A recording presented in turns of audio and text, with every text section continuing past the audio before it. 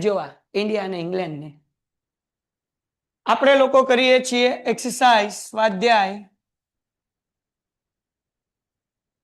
કયો કરીએ છીએ ભાઈ 2.1 નો સમ નંબર 7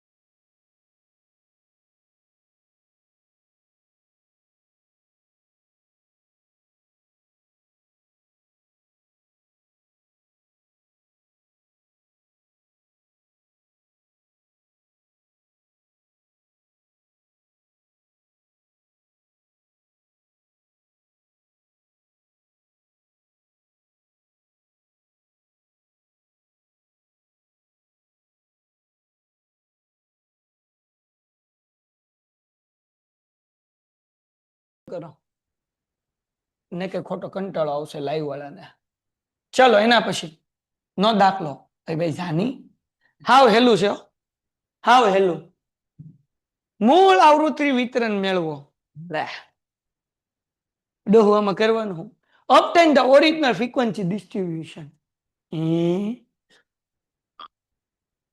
શું કરવાનું મોજ કરવાની શું કરવાની છે મોજ જો અહીંયા ધ્યાન રાખો તમારે મૂળ આવૃત્તિ વિતરણ એટલે તમારે ગોતવાનું છે વર્ગ વર્ગ એટલે તમારે ઇંગ્લિશમાં એને કહેવાય ક્લાસ અને આવૃત્તિ એટલે કે ફ્રીક્વન્સી આ ગોતવાનું છે. તો આવૃત્તિ તો આપણને આપેલી જ છે, એના કઈ ચાળા નથી કરવાના, એમને મૂકવાના 10 30 પછી શું છે 40 60 80 30, બસ એ તો ટોટલ છે 250. મેન ગોતવાનું છે વર્ગ. હે સાહેબ કેમ ગોતવાનું હે? તો જો વર્ગની અંદર બે વસ્તુ હોય ને, 25 થી 30, તો આને લોઅર લિમિટ કહેવાય ઇંગ્લિશમાં, આને અપર લિમિટ કહેવાય. ગુજરાતીમાં અધઃ સીમા કહેવાય અને ઉધ્વ સીમા કહેવાય. એટલે આપણે બે વસ્તુ ગોતવી પડશે. એક ગોતવી પડશે અધઃ સીમા. હું ગોતવી પડશે અધઃ સીમા, જેને કહેવાય લોઅર લિમિટ. અને આપણે બીજું ગોતવું પડશે ઉધ્વ સીમા, જેને કહેવાય અપર લિમિટ. બહુ ઈઝી છે. કેમ ગોતવાનું? તો સૂત્ર છે, યાદ રાખવાનું. શું સૂત્ર છે? તો કે અહીંયા હું લખું છું લોઅર લિમિટનું અધર સીમાનું, અહીંયા ઉપર લખું છું કે મધ્ય કિંમત માઇનસ વર્ગ લંબાઈના છેદમાં 2. એટલે વર્ગ લંબાઈને આપણે 10મા ધોરણમાં એચ કહેતા, યાદ છે? ક્લાસ લેન્થ હોય ને 10th સ્ટાન્ડર્ડમાં આપણે શું કહેતા? એચ. પણ 11thમાં બધા દાખલામાં આગળ એલ કહેશું. આપણે શું કહેશું એને? એટલે અહીંયા એલ ના છેદમાં 2 મૂકું છું. એલ એટલે હું? વર્ગ લંબાઈના છેદમાં 2. ઇંગ્લિશ મીડિયમ વાળા mid value minus L/2. L/2 એટલે હું? એલ એટલે હું? વર્ગ લંબાઈ. વર્ગ લંબાઈને શું કહેવાય? એલ. 10મા ધોરણમાં મધ્યકની કિંમત મૂકતા યાદ છે? x bar is equal to કયું ધોરણ? 11 છે. હાલો, તેમાં આપણે મધ્યકનું સૂત્ર મૂકતા. ત્યાં પૂછ ની ઓફિસમાં આપણે મધ્યકનું FIUI વાળું સૂત્ર મૂકતા. x બાર બરાબર a વત્તા સિગ્મા FIUI ના છેદમાં સિગ્મા FI ઇન્ટુ h ગુણ્યા h મૂકતા ને. h એટલે ક્લાસ લંબાઈ, કેટલાનો ગેપ છે, વર્ગ લંબાઈ. બરાબર. તો અહીંયા 11મા ધોરણમાં આગળ આપણે એ જ બધા મધ્યકના પાછા સમ કરવાના છે. મીન, મીડિયન, મોડ, મધ્યક, મધ્યસ્થ, બહુલક. ત્રીજા ચેપ્ટરમાં આપણે પાછું ગોતવાનું છે. જે 10મા ધોરણમાં કીધું નિત્ય. મજો. પણ ત્યાં શું આવશે? એચ નહીં આવે. ત્યાં શું આવશે? વસ્તુ તો ઈ જ છે, ખાલી નામ બદલાનું. સમજાણું કે નહીં? હાલો ભાઈ, તો હવે કેમ કરશું? ધ્યાન રાખો ભાઈ. તો અહીંયા જે છે એલ એટલે સમજાઈ ગયું? વર્ગ લંબાઈના છેદમાં 2. આ તો આનું સૂત્ર હું લખું MV માઇનસ L/2. MV એટલે હું?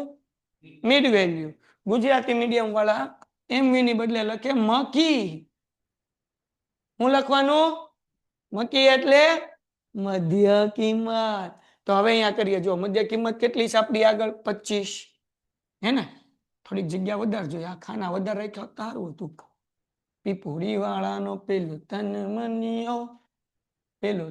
મનિયો એ તો ચોરી ગયો, કેળાનો કનડિયો. હાલો, થઈ ગયો ને? હાલો, 25 માઇનસ મધ્ય કિંમત વર્ગ લંબાઈ કેટલી છે? મધ્ય કિંમત 25 છે. વર્ગ લંબાઈ કેટલી છે? 50. એના છેદમાં 2. બોલો શું જવાબ આવે? કરો. 50 ના છેદમાં 2 25. તો 25 માઇનસ કરી નાખો 25 એટલે જવાબ કેટલો આવ્યો? 0.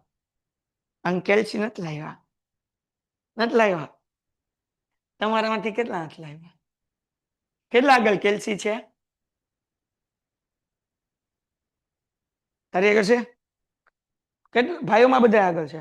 બહેનોમાં કેટલા આગળ છે? ખાલી એક પાસે છે. તો તમે બે જોવો ખાલી આજે આમ, એટલે દાખલા જોતા આવડી જાય. વાંધો નતો તમ તારે. હાલો, અહીંયા શું કરવાનું? 25 વત્તા 50 ના છેદમાં 2. તો 50 ના છેદમાં 2 એટલે 25. એમાં 25 નાખો એટલે કેટલા થાય? 50. તો પેલો આપણને ક્લાસ મળ્યો 0 થી 50. અહીંયા 0 અને અહીંયા 50. હવે રીતના બીજો મધ્ય કિંમત કેટલો છે? 105. બરાબર. વર્ગ લંબાઈ કેટલી છે? 110. તો 110 ના છેદમાં 2 કરો એટલે 55. તો 105 માંથી 55 માઇનસ કરો એટલે જવાબ આવશે 50. આવે કે નહીં? અને અહીંયા 105 વત્તા 110 ના છેદમાં 2. એક બાજુ માઇનસ કરવાનું અને બીજી બાજુ પ્લસ કરવાનું, કઈ ફરક બીજો નથી. હવે 105 માં 55 નાખો એટલે 160. તો બીજો વર્ગ મળ્યો 50 થી 160. હવે ત્રીજો મળશે. કેટલી છે ભાઈ? મધ્ય કિંમત 230 માઇનસ અહીંયા કેટલા છે? હે બચ્ચા? હા 140 ડિવાઈડ બાય 2 140 ભાગ્યા 2 કરો એટલે 70 થાય તો હવે 230 માંથી 70 કાઢો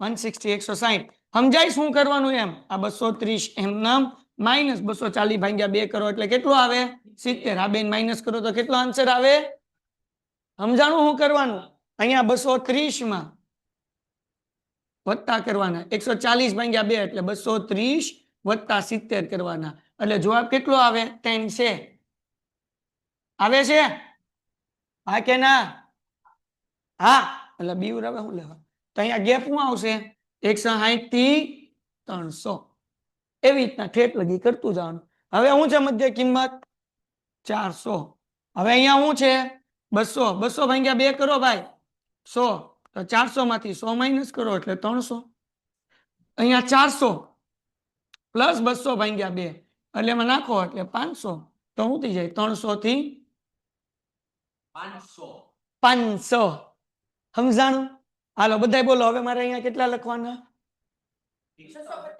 કેટલા લખવાના નો બોલે ની માનામ 600 માઇનસ કેટલા કરવાના હે 300 ના છેદમાં એટલે જવાબ આવે 150 તો 650 માંથી 150 કાઢો એટલે કેટલા આવે 500 આમાં 650 વત્તા 300 ભાગ્યા 2 150 પ્લસ કરો બોલો કેટલા 800 હાલો ડન છે તો અહીંયા વર્ગ આપણને શું મળશે 500 થી હવે આગળ આ છેલ્લું કરો આમને 800 કેટલો વર્ગ લંબાઈ છે 800 200 નાખી દો હવે કરાવું જો એક જવાબ આવશે આ તો તમને શીખવાઈ દઉં અહીંયા જે છે કેટલા મૂકવાના 900 મૂકવાના માઇનસ 200 ના છેદમાં 2 એટલે શું આવે એટલે જવાબ કેટલો આવશે 800 કેમ 900 માંથી 100 જાય 100 કેમ જાય 200 ભાગ્યા 2 કેટલા થાય 100 થાય એટલે જવાબ આવે 800 હવે 900 વત્તા 200 ભાગ્યા 2 એટલે 100 થાય 900 માં 100 નાખી દો એટલે જવાબ કેટલો આવ્યો 1000 તો 800 1000 થઈ ગયા દાખલા પૂલો ચંપુલો આવડી ગયો 3 મિનિટનો ટાઈમ આપું છું